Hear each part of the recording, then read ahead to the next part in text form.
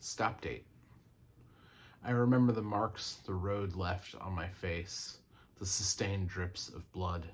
The earth could damage like that, resisted as silent the treasons of an off-year.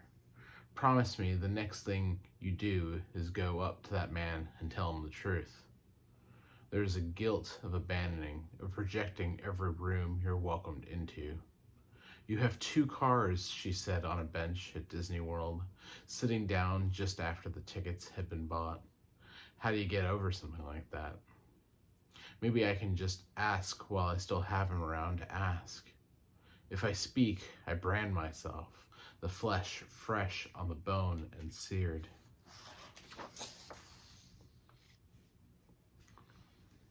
Usufruct. Upon ascending the stairs, breath slows, cells cease processes by which life gets defined.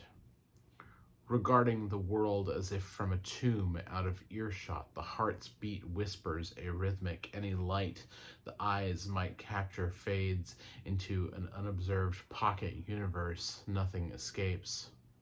To float above the body or be of the feeling that one's emotions belong to another does not reflect crisis until one cannot work or eat, or the organs are no longer, and you sleep in a world I cannot see among trees that have never grown.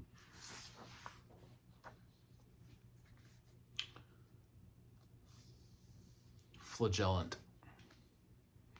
Naming oneself up as poet absolves one of contributing to society. The dinner check. Nobody expects poets to solve problems, but everyone prepares for having to carry a poet from the wreckage.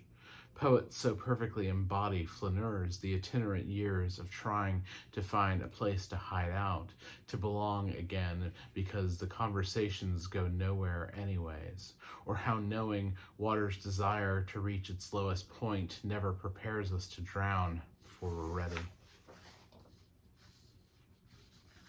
Mistake baby. The earth was not designed to swallow us up, at least until we die on it.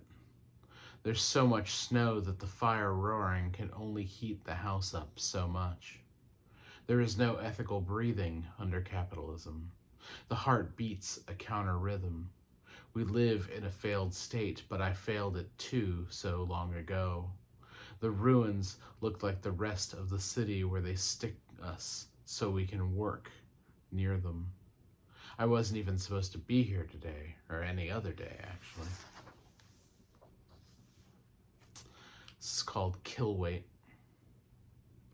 But the voice no one wants to hear is mine.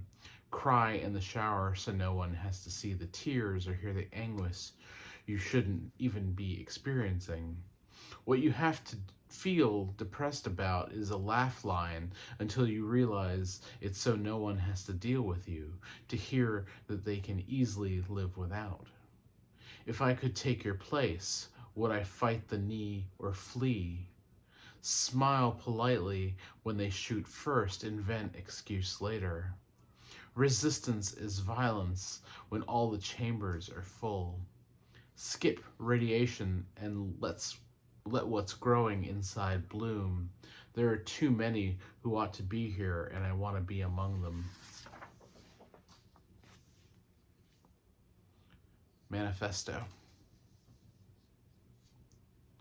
Maybe it's the job of a poet, once in a great while, to draw a red line around the flesh that's rotting, to identify the tears in the canvas that need patching to appear fresh again. Maybe what a poem can do is wink its way into the arteries leading to the heart of a thing, to cause the rupture that no one ever hears until the train's roar has quieted outside. Maybe a poem stops being a poem once the body builds its white blood cells around its acceptance. Maybe a poem ought to fight the organs of the body until either collapses. Thank you.